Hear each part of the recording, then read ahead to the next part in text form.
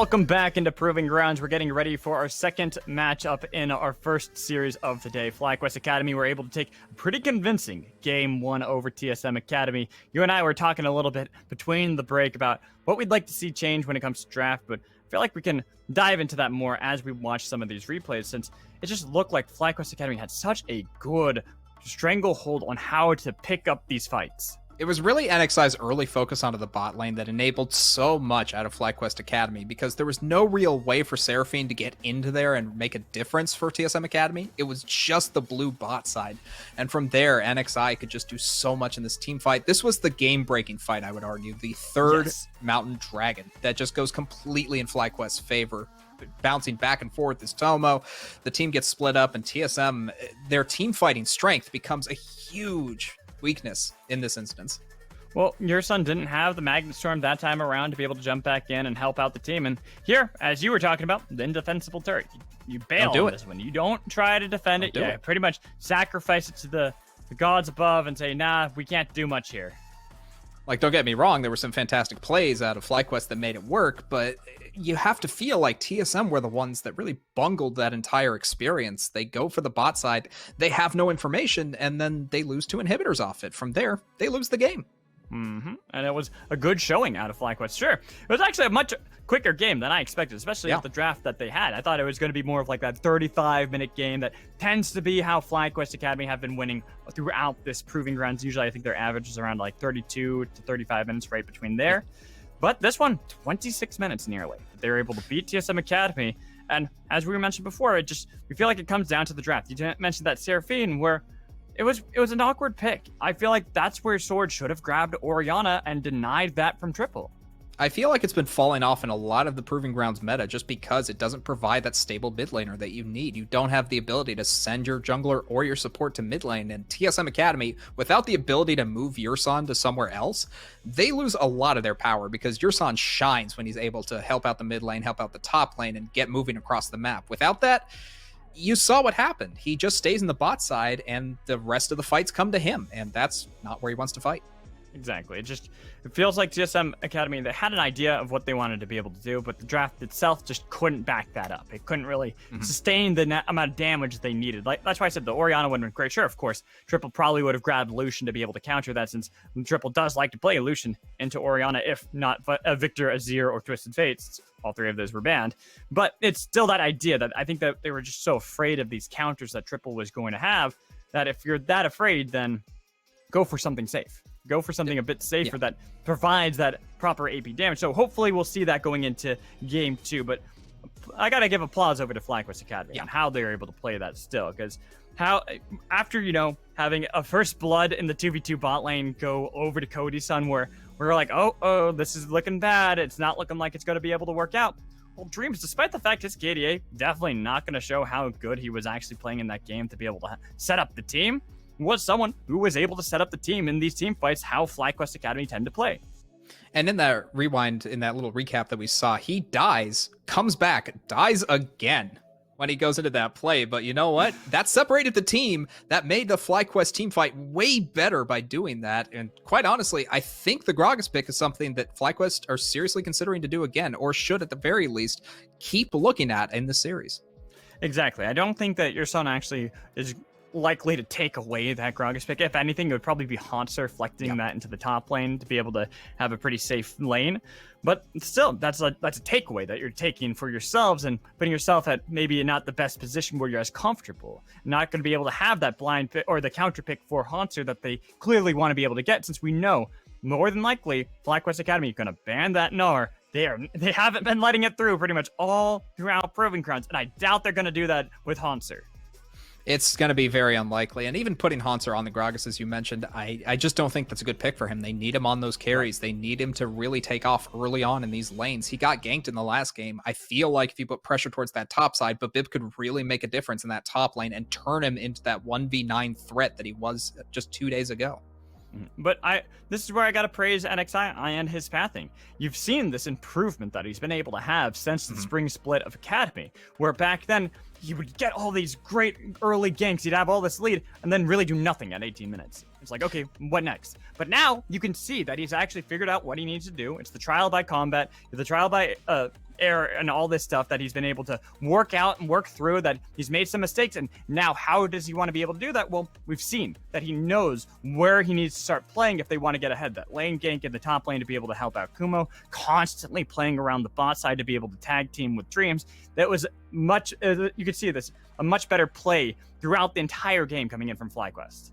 It's really, for NXI, a grounds that he's been able to prove himself on. And dare I say, he was almost powered, in a sense, by a vision, a Verizon, so to speak, when he played. Come on, that was kind of funny. It almost worked. I'm chuckling. It was almost there. It was almost there. It was like one of the air out of the nose kind of laughs.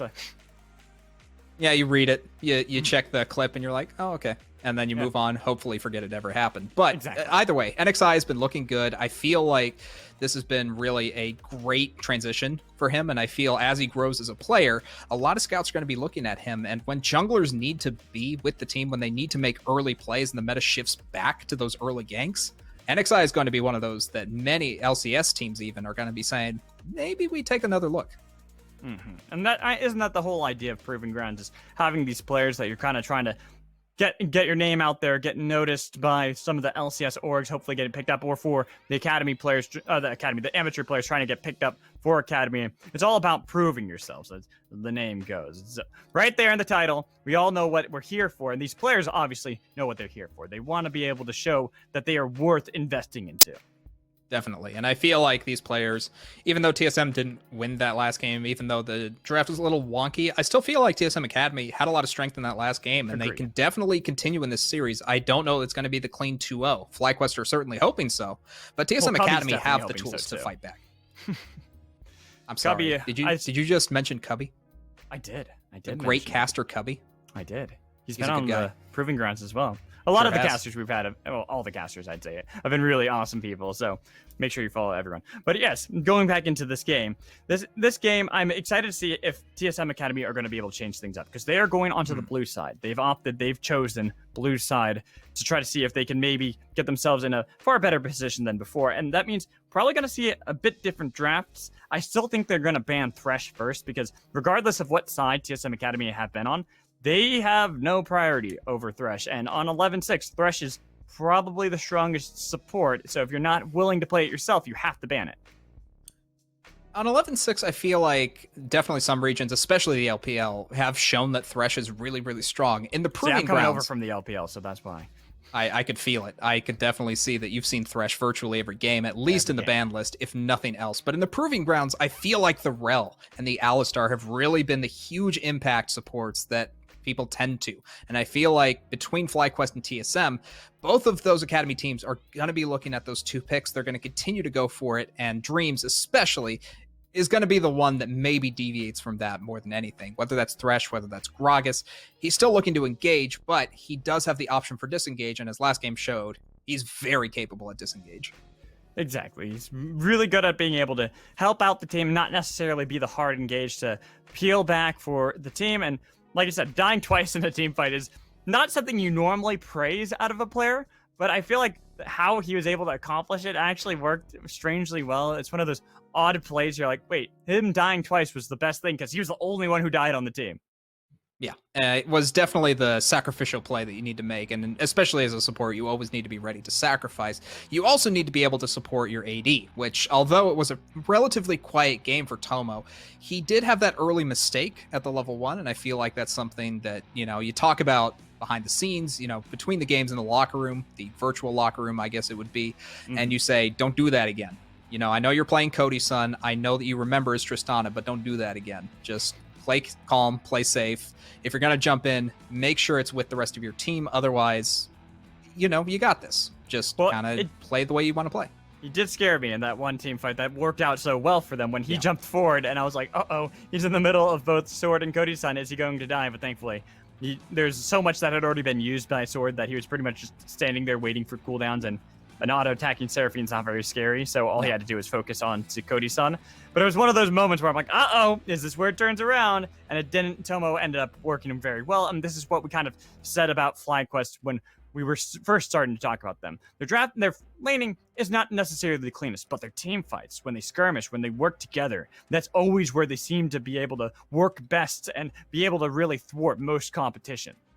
And now that we're into draft, I want to see what TSM is going to do to improve. I feel like the Victor ban was pretty nice last time, as was a couple of their other, I believe the Lilia early on ban Thresh, was nice. Lilia, Victor, yep.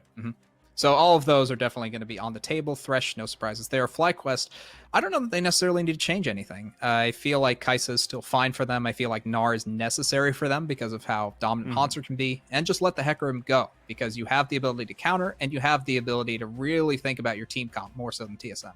And while we might have switched sides, it does not seem like the bans will be switching, as you were kind of guessing and wondering if that was going to be the gameplay for both of these teams, since it's almost essentially in the same order. I wonder if it's going to be this Renekton ban coming in from FlyQuest. No, it's actually going to be Lilia themselves, not wanting to leave that open for TSM to immediately grab for a bit. And I feel like that makes sense. Based on the last draft, Lilia would have really helped out TSM Academy, and the fact that they couldn't get it meant they were forced onto the Udyr, and that really seemed to mess up what they were going for. So TSM, they have the Hecarim available, they have the Udyr available. I feel like the Hecarim is more than likely to be the first pick. Their last ban, though, it's hard to say, but Azir makes sense against Triple, just to make sure he doesn't have one of his control mages. Yeah, but now we see that there are a couple things that have been left open. The Renekton Gnar, pretty much only one of these going to get through here, and I'm wondering which one it's going to be. Which one are we going to see slide in and be able to be picked up by the either team? I'm pretty much guessing it's going to be Gnar here, not wanting Haunter to have that. It's Twisted Fate instead. I don't know about that one, just because although you know Gnar's unlikely to be the first pick, it's still a possibility. And you don't really pick up a Gnar for Kumo, just because it's, although he can play it, it's not his comfort pick. No. It's something that really kind of looks shaky for this FlyQuest Academy side, and there's easy counters for TSM. Haunter could easily play the Gangplank again and be just as dominant, but FlyQuest really needs to think about this, and I feel like it's just not the 100% optimal pick, but I get why they need to take it away. It's pretty much now they have to. They're forced. Their hands forced. They cannot leave this open for Haunter. Even though Haunter's only played it once throughout this Proving Grounds. We've seen it before. Back in Spring Split, he played it before. Throughout the Tier 1s, he was constantly playing this Gnar. So it makes sense. And it's also just historically Haunter's champion. We've seen so many different highlight reels of him playing that champion and doing so well. It makes sense. But now I'm going to expect that they're probably just going to go with that Gangplank. That Orianna taken away blind. You just grab yourself the top side of the map if you're TSM Academy. I'm just wondering what they want to get into that Orianna. Maybe they can grab that Lucian Force Sword to be able to try to deal with it. Grab Gangplank top side. It all would work out so well. And I feel like FlyQuest has really shown what they're going for in this team draft. And the good news is there's not a whole lot of weakness to it. Yes, you have the Gnar. Yes, it can be countered, but Lucian, although it works into Orianna, it's not a super hard counter, and you're really locking yourself into a very specific team comp on the side of TSM, which allows FlyQuest to draft a little tankier, especially in the bot side, and suddenly you don't have any damage against the tanks. That is true. That's something you kind of have to keep in mind. A sword grabs his Zoe. He's really comfortable on this champion, so there you go. You were wanting that damage to be able to deal with people who are going to be a bit more on the tanky side, and so Zoe, with her poke and the siege capability that she has, going to work out pretty decently for Sword. It should also be noted that for Sword, he is down most of the time in lanes, especially at 15-minute mark. Looking through the entirety of his performance throughout the Proving Grounds, he's usually behind his laner. And I don't think that's necessarily a problem if you have a strong enough character that can make a difference regardless of how far behind you are. And I feel like Zoe is definitely able to do that more so than the Seraphine, if only because eventually she scales up to do damage, even if she loses in the CS battle by a little bit. Yeah, but we do see that NXI falling back onto that Udyr as we get ready for the second part of bans. Jace actually going to be the first option, one of these counters towards Gnar. I'm expecting it probably going to be Jace, maybe even the Gangplank. Just these good picks that you can take into Gnar if you're comfortable enough, especially on that Gangplank, something that can really beat it. But the thing is, this is also where I'm with you on Kumo drafting this Gnar so early. There's so many different picks that if you're strong enough to be able to play into Gnar and the person piloting the Gnar isn't as confident as you are playing against it, you could take so many different counters into him and be able to beat him. There's Jace you could take in. You could get an Aurelia to be able to beat it if you want to. Camille's an option to be able to beat him. Gangplank, there's so many different things that you can take to try to see if you can win out in the lane phase. Well, the two strongest have been banned away, so the Jace and Aurelia not going to be options for Haunter, but that still leaves the Camille, as you said, and the Gangplank, which, although didn't really perform too much last game, still a very strong pick for Haunter, and I think he'll be happy to have that. At FlyQuest Academy, you have to think about their bot lane, though. They know they're against the Rel, and likely it's probably going to be Xayah for Cody's son. They could choose to take that away, but I don't know how much they're going to gain out of it. Or not. They banned it themselves. I'm a bit surprised to see that. Tristana left open. Tomo could easily grab that right here, hold on to the support if they want to, but I'm expecting it's probably just going to be that Gragas that Dreams falls back to, even though, you know, Haunter can grab the Gragas too to be able to go up against that Gnar. But I'd expect them to want to get Tristana as opposed to getting anything else. Denies that full siege comp that could be drafted by TSM Academy with something that can take down turrets so quickly.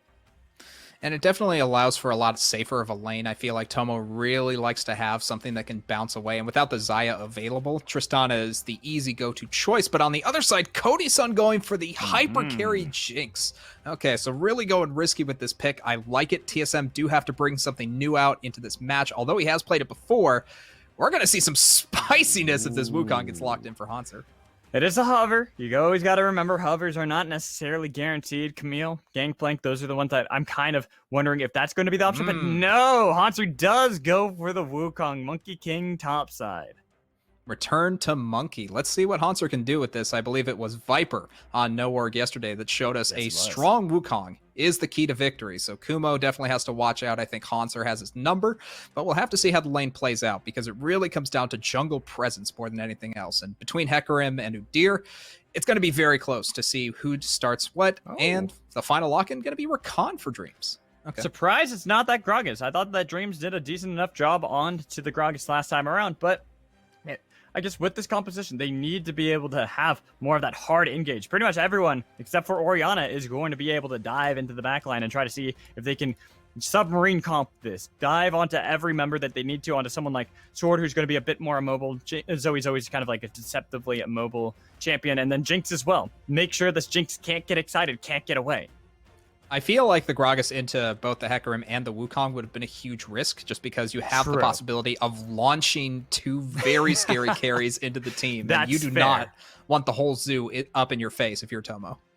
That is completely fair. I actually can respect that. And it is a riskier thing because a good Wukong can try to dodge it away and wait for the explosive cask to be in midair, and that Cyclone immediately delivery service for it right onto your backline, and you've locked everyone up on your own, and it could be catastrophic for FlyQuest. So going for this Rakan, something that is, I always consider Rel the modern Rakan. It's pretty much just something that is a hard engage, tries to be able to dive in, sets up the rest of the team. It's also great with an Orianna for the side of Rakan.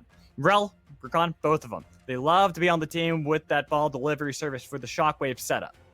Sort of the Iron Rakan more than anything else. Just very big, very beefy, able to get in the middle of fights and survive in those fights. I feel like that's going to be the main difference between these two sports. Survive is, you know, I suppose that is an option, but usually the Rakans go in, they deliver the ball, they've done their job, and they die. True. That's just what you do. You go in, you die. That's your job. If you want it, you know what? FlyQuest Academy is hiring right now. No, I'm just kidding. They're not. They're very happy with Dreams. And I feel like he's going to be able to do a lot with this team just because you have the engage options. You have follow-up, especially with Kumo. And once this game actually gets going and the team fights start, this FlyQuest Academy team is incredibly strong. But that's the thing. You got to be able to get to that team fight first. The side of TSM Academy, it seems like they are in a comfortable spot. They've got a lot of champions that they seem happy with. Swords, Zoe, having Wukong for Haunter top into a Gnar, even putting Kodi-san onto a hyperscaling ADC such as Jinx. FlyQuest Academy have a lot that they have to be able to battle through if they want to be able to take game 2 and be able to move on to face off against Evil Genius's Academy.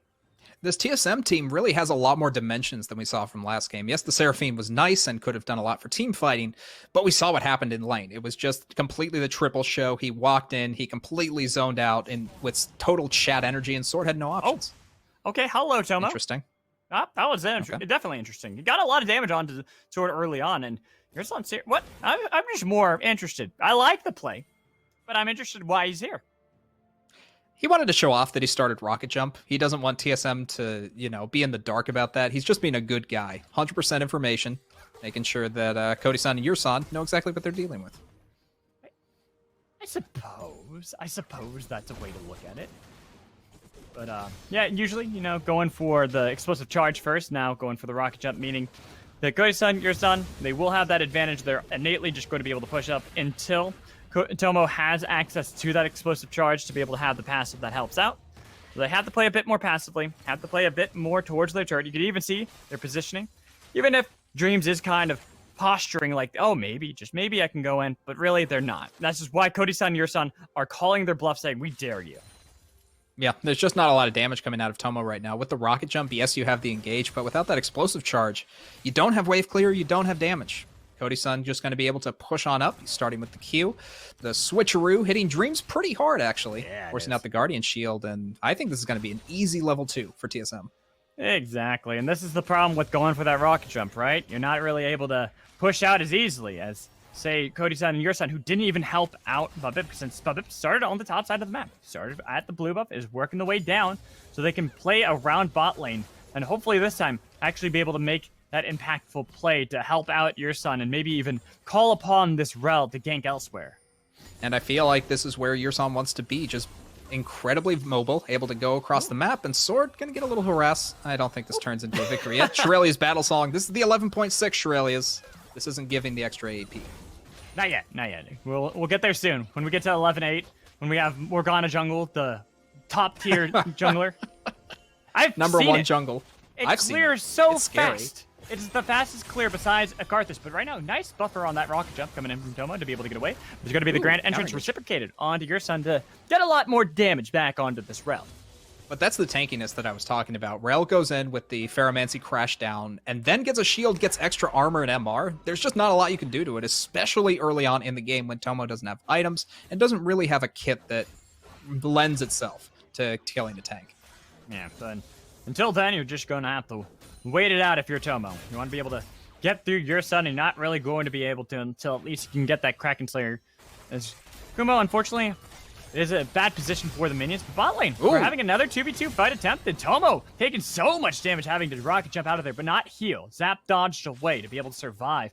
Almost looking disastrous like in game 1 where they died in that 2v2 fight. I was about to say, this is looking like another poor early game coming out of Tomo. The first 5 minutes really not going his way on the Tristana, and I feel like that might be a lack of practice on this champion, as Dreams goes in, just barely misses Cody-san on the back. But Tomo, he's just finding himself really behind on this, and I owe a lot of that to Yursan, able to push up so aggressively and get the advantages early on so that Cody-san just has a free farm lane and can get the damage down very easily. But now we've kind of moved top lane. Looks like Kumo, I was talking about this is not looking too hot in the top lane. About to go Mega. They're careful now. I think that's a smart call. You see that he's about to go Mega. You're like, oh, maybe not. Maybe we back out of this one. He had just enough time on that devastating charge to not hit Kumo with it, and definitely the right call. I would agree with you on that, Magical. You don't go in when Triple's there and when Kumo's about to go Mega. But then just barely safely makes it out. Sword misses out on a little bit of CS, but otherwise, nothing of value is really lost, and FlyQuest Academy continue on their merry way. I do find that hilarious, though. But it's like, we got this. Seize the Mega bar. No. No. Pull the brakes. Brake. Where are the brakes? Well, that's the good thing about Centaurs, is they have the ability to not whack people if they don't want to, but Triple going to be able to just farm up against... Is that really true about all Centaurs? Yeah, they missed that in the Harry Potter movies. Centaurs actually do have the ability to not whack people. Are they like the Mafia? Are they like, it's like a Mafia kind of hit, I'm not going to say yes or no to that question just because... Are you afraid of the Centaur Mafia? Is that what it is? Yeah, the bookies are coming. I have some bets in odd places, Magical, and I don't really want to be on the receiving end. If you're working with the Centaur Mafia. That's for damn sure. But right now, looks like that Dreams was trying to be able to rotate outside of this lane, which is something typical that we were talking about before. Dreams tends to rotate without even getting the advantage for Tomo in the bot lane first. While Yursan tends to like to have some control, some help for Cody-san before wanting to travel around and visit the different sites on side of the Summoner's Rift. And it's just going to be back and forth. It's been a lot more passive thus far. Yes, you saw a little bit of action topside. Bring around the Rosie right now for Answer. Looks like he has no mana, though. Has Flash. Xai's here, too. Flash Bear Slap just in He's case. dead. Not even going to bother. Smart move coming in from Hanser, but it is still first blood as bot lane. Tomo has to flash away with the heal. Flash coming in from your son with the shield in from Dreams, barely keeping him alive. That Q just barely not enough damage against Tomo, who survives using all of his summoners. Dreams uses all of his summoners. Your-san and Cody-san use all their summoners, and no one dies. So it's just a back off. Yes, this is going to give Cody-san an advantage, but would have really liked that kill early on just to start things off. On the top side, meanwhile, Hanser's seen that before. You know, just being a part of a bad gank, and NXI and Kumo able to put so much pressure on the top side means this is going to be a pretty free dragon for TSM. But I respect that Hanser held onto that flash the entire time, realizing that was not the play. Flash Bear Slap could have easily come in.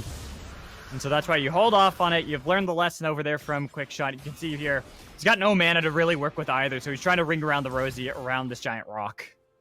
Yeah, he's just out of position there. You saw how forward he was against the wave. The wave is already pushing. There's no real reason to be harassing Kumo at that time, especially if you don't have vision on the river. Just a little too aggressive from Hanser, and Kumo and NXI beautifully capitalized. They lose a dragon, but I think they're happy with the kill. Exactly, and look at how much pressure they've gotten on this top half of the map. You saw that NXI and Kumo both work together to be able to push up this vision, but your son, I like this rotation from him, being able to kind of mosey up into the top lane to try to see if they can counteract NXI, but unfortunately just not confident enough to move too far forward just yet, not knowing exactly where NXI was, since you can see the two control wards still placed Pixel Brush and right outside of that blue buff to make sure they can see the path that can come in from a bit. It still feels like TSM really need to put the onus on. They really need to get the forward momentum. Otherwise, they're not going to be able to get into the mid game, Magical. It's just a back and forth so far. But Yurson, he's roaming. He's not finding picks yet. Triple still has Flash, still has everything that he needs. And it's just not working out right now for the blue side. Not just yet. Not quite how they want to be able to have it, as Bubip has to use that devastating charge to be able to get away from NXI, who is chasing him down away from the Rift Herald.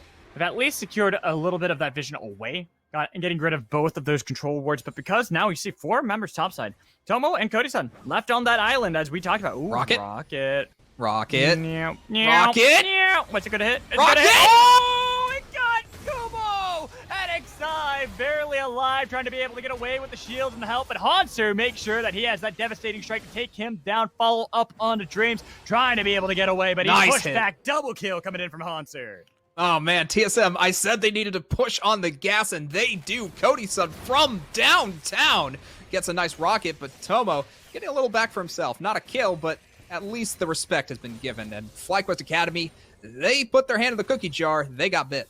That they did, and a kill going over to Cody-san, even if Tomo might be able to get some plates in the spot lane.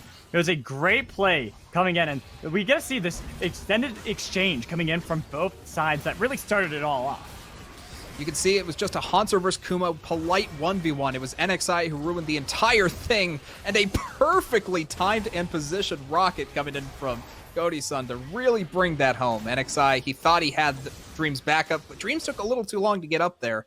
And you saw TSM, when they find an advantage, they're able to push it. And 2 kills now for Hanser after that first gank that he died to. Now he's going to be confident in this position of power, working towards getting a little bit stronger, just a little bit more close towards that mythic than we see that Kumo is, which is going to be great since he's probably going to look to see if he can actually get the 1v1 kill over the Snar soon. And it looks like he's going for the Triforce, definitely a pretty good item on Wukong. Usually the Stride Breaker more often than not, I feel right, like that's what I was a bit popular. Curious about. Yeah, so we'll find out exactly what the mythic he goes with is. But for now, Hanser's still in a strong position. He has all these components, kind of the mishmash so far, and that might just be enough to beat Kumo, who only has the steel caps. Exactly, and that's why you get the steel caps, because you're worried that Hanser's going to be able to beat you in the 1v1. You're trying to see if he can survive and be able to get away, but right now, FlyQuest, despite the fact that fight didn't really go out their way in the top side, still looking to invade, still looking to see if they can pressure Cody-san, your son, underneath this turret. Well, Tomo getting a lot of free plate gold. He is able to get a little bit back for himself, but again, still not the pressure that he had last game. And I think a lot of that is because TSM are playing the way they normally do, sending Yurson to the mid lane, sending everyone towards that top side of the map when Dragon is down. And then once the Dragon starts, especially the second Dragon, it's going to be a big team fight. As Cody's son is trying to see if he can just clear out some of these minions. He knows that Hansu's going to be pretty strong, even if he is mega at the moment. You can see that it's pretty even trade back and forth with damage. Nothing too special. It's always going to work out better towards this Wukong when you have a little bit of a lead. That's kind of why you draft the Wukong into Gnar, is you're hoping that you can get an early bit of a lead to be able to pressure him so that this Gnar isn't going to be able to utilize that Mega Gnar in some of these team fights coming up soon, while the Wukong can pressure him and push him constantly underneath the turret. What I do question is Kumo not going all in that instance. He doesn't have the teleport. He should have just used the Gnar and gotten a lot more harass onto Hanser, who does have the teleport. The Cyclone. Yeah, get something out just to make sure that the team fight is weaker for TSM Academy's side. FlyQuest, they might just have to give this dragon up. I feel like with the back coming in from NXI, it's just too much pressure coming in from TSM Academy. No, also back. Actually? So, yeah, and you can see that NXI is already booking it towards the bot lane.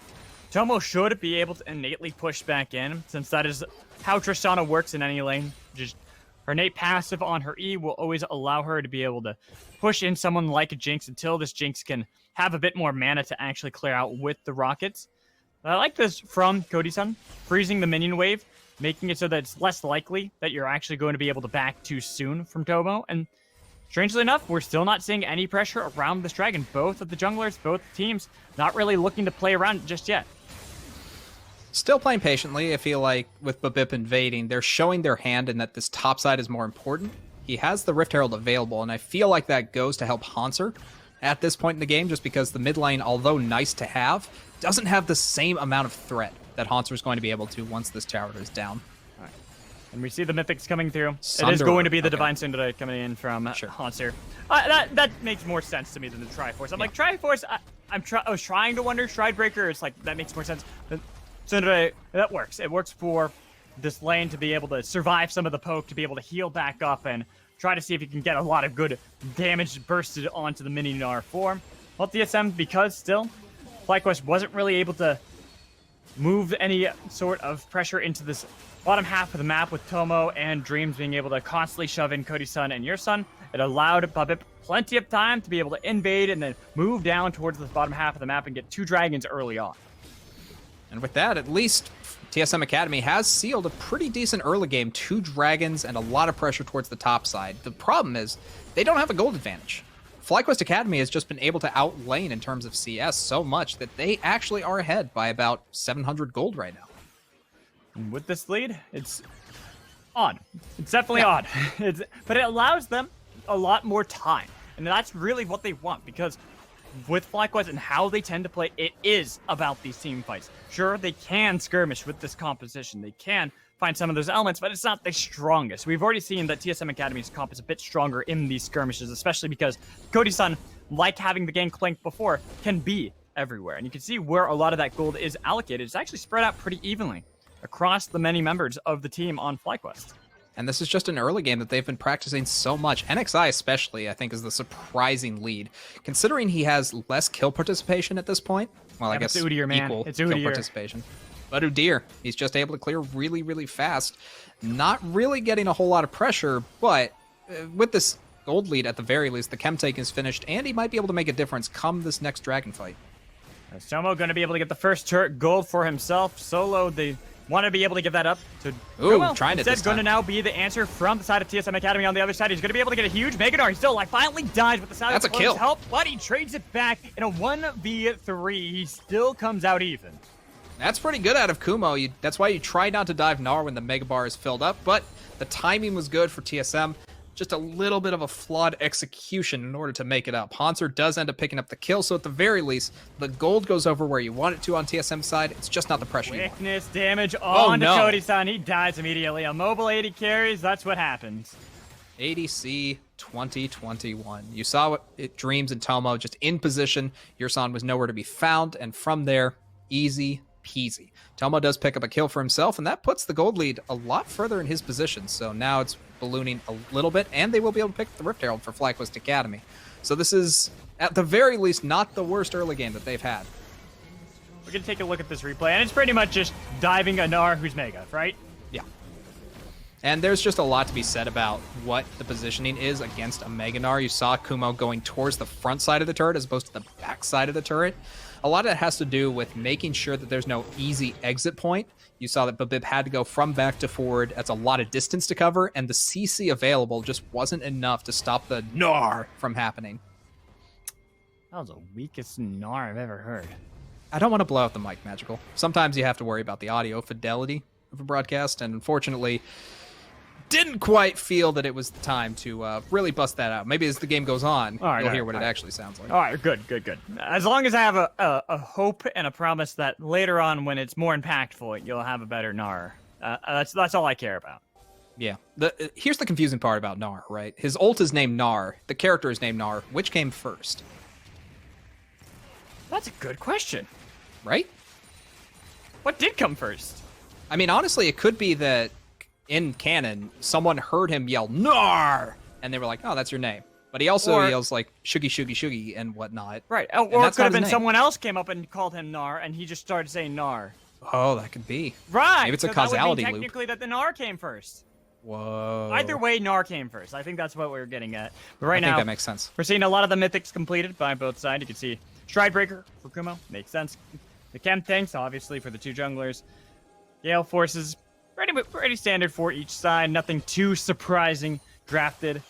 Not really needing to go for the Kraken Slayer since you're not really worried about too much tankiness. Really, it's just about Hecarim, Rel on one side, and the Rel's not going to be that bad of a tank to be able to deal with, and NXI on the other since Dream's going to be a lot squishier. So all this makes sense, but still, in the meanwhile, FlyQuest Academy, they've gotten 2 turrets now. With that Rift Herald still in the pocket of NXI, I like to see them use that mid lane, try to crack that tier 1, give them so much more access towards this jungle. And I feel like that's what they're gearing up for. You can see the 4-1 split coming in. Kumo does have the teleport, so if this turns into a fight, both top laners can show up if need be. But FlyQuest, for the moment, backing off. They don't have the vision, quite necessarily. You can see they do have the top side Are they jungle literally vision. just leaving Kumo top lane to take another turret? And he's getting it for free. You know what? That's free real estate, Magical. It really is free real estate. He's going to get 2 turrets top lane for the 1 in the bot lane. Sure, the Rift Herald gets popped here mid lane, trying to see if they can at least get a charge, but they've used TP to make sure that there is a guaranteed escape from Kumo, and the charge still goes through. Unlucky for TSM. They lose the charge. They still keep the turret, though. And Hanser is just going to continue to push out this top side. His dragon is spawned in. I feel like this is the game-breaking team fight, Magical. This 3rd dragon coming up. This feels like the same time as the last one, too, right? Feels like we're about to have something similar. It's Babip trying to be able to get away from that one. He took a little bit of damage, even an Ignite. Going to be able to get the Sleepy Triple Bubble onto Tumu. He had to be able to bounce the right to be able to get out of there, but it's going to be the Dragon taken. Nice Magnitude into the back line with the fear onto one member with the rocket. Not getting the kill onto Kumo. He's still alive. XI trying to make sure that Cody's not going to be able to join in, but nice shockwave into the back line. But Sword is still trying to be able to get some kills back. Dreams has been gone for a while. They get the shutdown on top of Triple, and they have Cody's excited, not going to be able to connect the tap. They have to back out of that one, but it's a 2-for-1 trade. TSM might have lost the dragon, but they come out on top in the fight.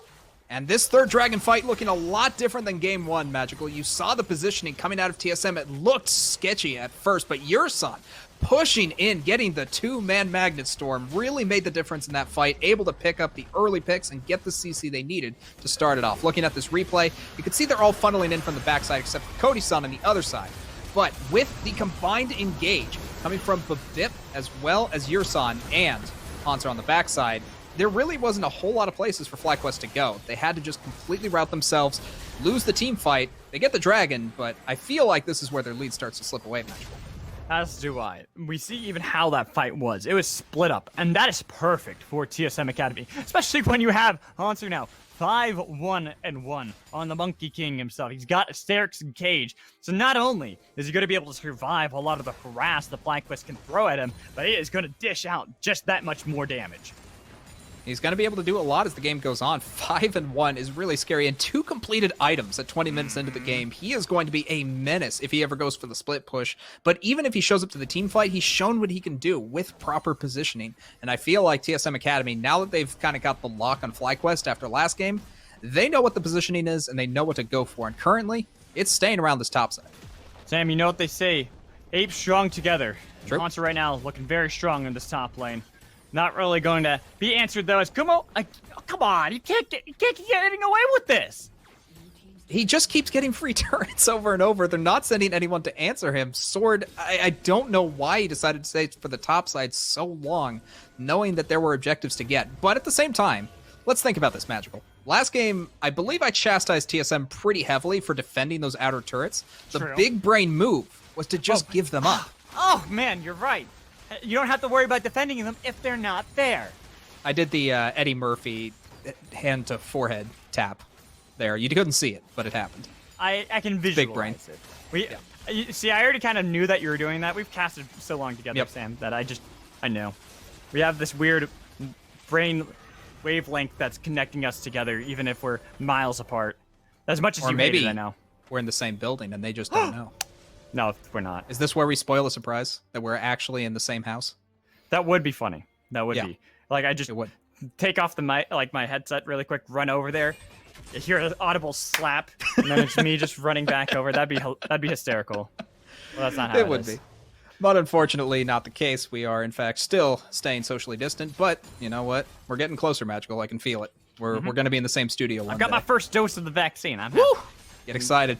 Exactly. Well, no, that's what Jinx is going to do. That's what Cody sent here. Okay. He's going to do. As he's gotten that rapid fire cannon completed now. Getting towards these second item spikes. But still, Hanser with a massive lead. Even if it's only half item up over Kumo, that is what you like to see as this Monkey King. Being able to maintain a lead, getting into these fights, especially if you can keep them split up chaotic, more of skirmishes than actually having a front-to-back team fight. And with this, I like the position TSM has got. I feel like FlyQuest should be really careful about this. The difference, though, between FlyQuest now and TSM then, the vision hasn't been denied as heavily. You can see FlyQuest Academy still putting down vision, still getting an idea of where TSM Academy is, and so defending the turret there makes a little more sense in context. TSM, though, are going to be pushing this mid side, and I feel like with Cody-san, he's going to be able to take it down pretty quick. A lot of damage onto Dreams from this constant harass coming Kuma, in though. from Sword. Come on! Every time! Every time! Kuma gets a turret. Every time! Okay. I think the monkey has spread a little too far and has now gotten into the strategy of TSM as opposed to just the character selection. Unfortunately, they've lost, I think, 4 turrets to the Kumo split push at this point, and it doesn't look like it's going to relent anytime soon. He's just going back and forth between the top and the bot lane, getting everything he needs, and for whatever reason, TSM Academy don't want to send Hanser there early enough. Look, I've seen PvE ADCs before, but flash in, looking for that, but not going to be able to actually get anything. Okay. Instead, I think they want to be able to force off TSM Academy. Look how low that tier 1 turret is, as well as the dragon spawning here. They need to make sure they can deny at least the soul point potential that come in from TSM Academy. If they can immediately burn down this dragon, Kumo took a lot of damage from that engage. Now he's sleepy, looking to see if they can get the poke. Body block, gonna have the rocket, but look at Hanser! Hanser! No, making sure that he eviscerates. The Dream's going to be able to get away. The Shockwave only onto 1 member. Triple is the one left out to dry. Hanser now trying to see if he can chase down on top of Tomo, but he's going to be able to use the Gale Force to be able to get some distance between him and Hanser to be able to survive. And with no triple, the Dragon will be secured by TSM Academy. What a nice Wukong banana split coming out of Hanser, able to get on the backside, saving that teleport. You can see, although they sacrificed many towers, Magical, TSM Academy had that play prepared. They had the advanced warding, they had the positioning, and they split the fight in the same way FlyQuest was able to in Game 1. TSM Academy looking very strong this game, and they take down the Dragon, making it their 3rd of the game's sole point as they continue to push forward. Gotta be careful. They used a lot in the last fight to try to see if they can take control of the Dragon now, but they've been able to force off TSM Academy. FlyQuest, they have the TP in from triple topside. They have Kumo's TP up as well. They can easily try to see if they can force an issue around this bear and force a fight immediately before that Cyclone comes back off a cooldown. They're going to have to wait, but it's not a whole lot of time because even though the Cyclone is a powerful tool, they still have a lot of damage that they have to worry about. FlyQuest Academy as well are still waiting on their own cooldowns. You can see the Shockwave just coming out of cooldown. The quickness still on cooldown. You can see Dreams being level 9 is really going to start to hurt at this phase in the game without that level 2 quickness. Especially since Yursan is going to be level 11 soon, and being able to have that level 2 Magnet Storm on constant rotation every single fight to be able to back up that Cyclone. I like this coming in from Tomo. No, they need this. They have to do this, because if they don't take that tier 1, you've already seen how much control was gained by TSM Academy by just having that one structure stand. It looked like he was taking a bit too much damage, but at the same time, a good back timing for FlyQuest Academy to capitalize on. TSM, no real answer to that. They're just going to lose another turret, but at the same time, they're not too worried about turrets anymore in Magical. They're winning team fights. They're getting positionings that they need, and they have, even though it's not a gold lead, an objective lead that's really starting to add up at this point. Look, Sam, I'm not as upset about that one. That one actually made sense. It's when Kumo keeps getting turrets with nothing really gained on the other side that was upsetting me. 4 turrets. Okay, 1, understandable. 2, maybe. 4, I don't know. So what you're saying, it's somewhere between 2 and 4 where you start to question There's exactly some sort of number happening. between there, but I don't know what it is. Couldn't tell you. Yeah, Unfortunately, we do not know how to count in NA. I've been playing Half-Life my whole life. And Portal. Yeah, same. I played Half-Life. I played Portal, Left 4 Dead. Great games. Great games. Taught me how to count. But right now, Kumba was able to push up towards another inhibitor, but I had Dreams backing up just in case this time around. Neither team trying to see if they can posture around this Baron. This game already going longer than the last one, and it's a lot closer. Even despite the fact that some of these fights have been going so well for TSM Academy, they're still in a deficit. The turret difference than making this gold lead for FlyQuest Academy a reality. So far, it's looking pretty good. FlyQuest Academy, though, I like that Kumo can push by himself and that there's no real retaliation. Even though 5 members are present, they have to actually kill Kumo in order to make it work. Otherwise, FlyQuest Academy are getting free pressure and free time more than anything else to fight against TSM later on. Well, and you can already see that they're trying to see if they can posture to maybe punish Kumo, but if you're expending so much to try to be able to kill this Nari, especially now that he's mini trying to hop away and bounce away, devastating charge going to be used to be able to bounce him around with the fear, and the Cyclone used too. It is going to be Kumo dying, but look at the Baron immediately. They started up by FlyQuest because they saw the VIP was in the bot side. And now they have to back off, so great timing coming out of TSM, getting the pick, getting the pressure down immediately afterwards. FlyQuest, no answers. I think you commit if you're FlyQuest there. You got the TP burned, sure. You have Sword that might be able to back up, but you had it down to 50%. I think they could have taken it. Now that they backed out of that one completely, they lose the tier 2 in the mid lane. They've lost Kumo, and now they are the ones that have to worry about losing control around the Baron pit. They have to worry about that, but I don't disagree with the pull-off, if only because Kumo was not there. Kumo is a main source of teamfight damage in CC, and without that, the teamfight feels you're just telling me very you're weak. A coward. I guess so. You gotta fight, man. Come on. I wish I could, but sometimes you just recognize your top laner is down, and you decide, you just think I don't want it. Logically I don't want or something it, you know? like that, you know. Wait, are they going back to it? Yeah, why not? They're trying to see if they can force the Definitely TP out of Haunter. That's really what they're trying to do. But Viv is here. If they can get that TP forced out, it's going to be nice if they can make the play. But look how deep that is. It's going to be a beautiful flank. And so much damage on top of Dream trying to be able to get away. But you know Haunter's nearby. Oh, Tomo. Take him down, and they got the rocket on top of him as well with the shockwave onto 2 members. They've got excited. Cody's son trying to chase down Triple for his own triple. But it's going to be Bobek who takes him down instead. Kumo forced away, and they've got a nice leash on top of this Baron.